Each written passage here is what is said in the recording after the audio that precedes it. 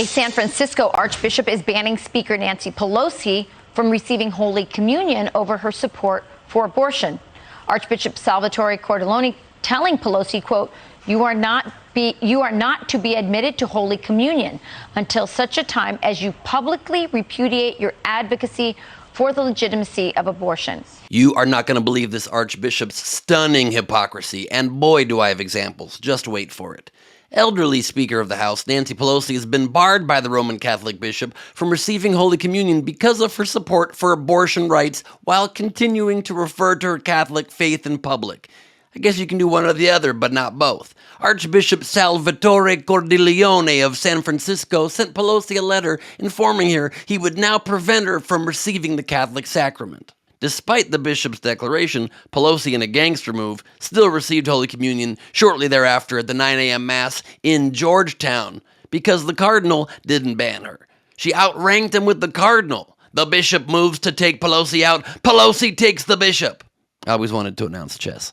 But let's stop with the hypocrisy, too, while we're at it. I mean, why isn't Pelosi being excommunicated? The teaching of the Catholic Church, while totally ridiculous on this issue, is unambiguous on abortion. It's a moral evil.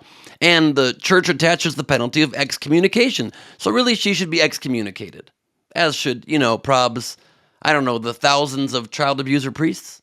Or is there not a specific rule against that one? Is it too late to make a rule on that one? Recently, Pelosi has sort of doubled down on her advocacy of abortion, wanting to enshrine it in law, and the bishop has been trying to reach out to her. There's been no communication, so he just publicly issued what she already knew. She should not present herself to communion as a Catholic. Pelosi has described herself as a devout Catholic and has been open about her personal faith, but she's also strongly defended abortion rights and condemned the draft Supreme Court opinion that would overturn Roe v. Wade. But Nancy, how can you be both? Church law says a Catholic, quote, obstinately persevering in manifest grave sin, close quote, should not be offered communion. So, maybe you got to pick sides? Last year, Cordileone joined other bishops in the U.S. as they tried to push even President Biden to be banned from taking communion.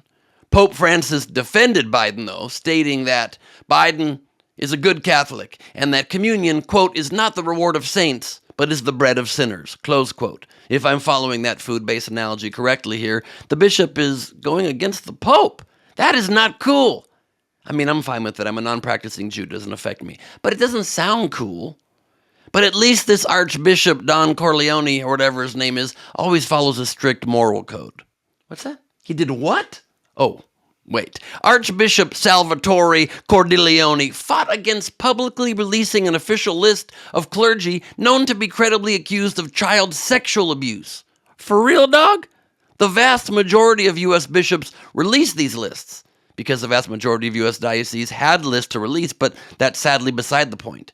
You refused. Your guys even sued to stop the list from coming out. Why, dude? This is obviously the very least you could do to protect children who are still vulnerable to these monsters. But I'm sure that's the only bad thing he's done, right? Wait, what? In 2015, apparently, he attempted to force teachers and staff at San Francisco's Catholic schools to condemn gay rights, abortion, and birth control as, quote, intrinsically evil. And in 2006, at a conference of bishops, he fought for contraception to be on that list. Contraception! This dude is just trying to give people nearly no ways to not have an unwanted baby. I guess he needs more kids for those predator priests. That conference resulted in a document that says, quote, contraception is objectively immoral. So, just to be clear, is that just like for official contraception, like condoms?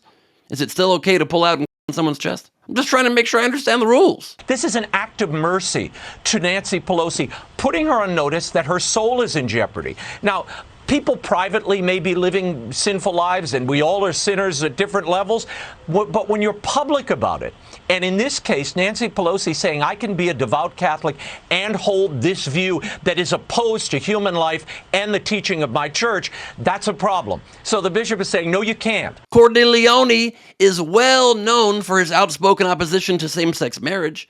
That's like his calling card. So am I getting his belief system right here? Being gay is fine, but only if it's with unwilling children, not with consenting adults. And if it is consenting adults, just have sex, but don't settle down with them into a responsible, committed relationship? A position like this can only be described as insane and so cruel. I'm sure that's all there is on this guy, though, right? It's not? Really?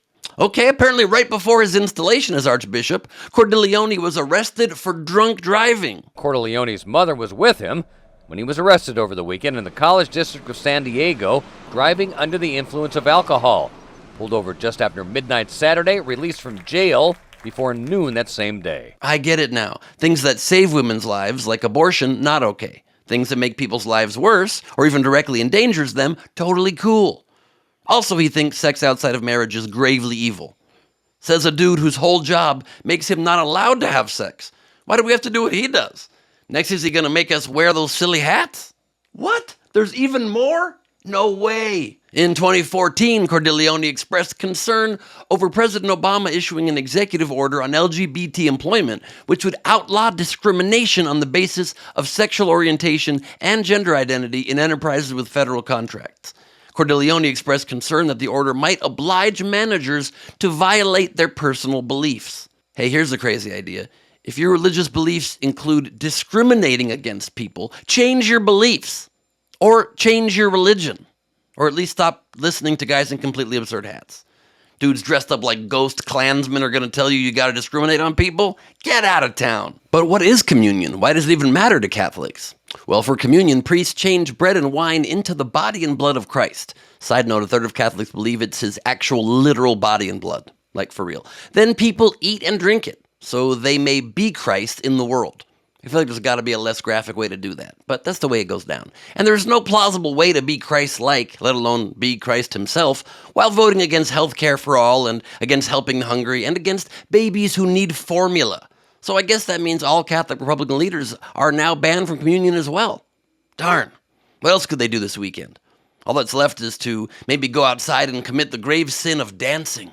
I'm Ben Gleib. You can subscribe to my News and Politics podcast, Last Week on Earth. New season starts this week. Get tickets to my worldwide virtual show this Saturday at bengleib.com and follow me at Ben Gleib on all platforms. I'm posting new stand-up clips every day.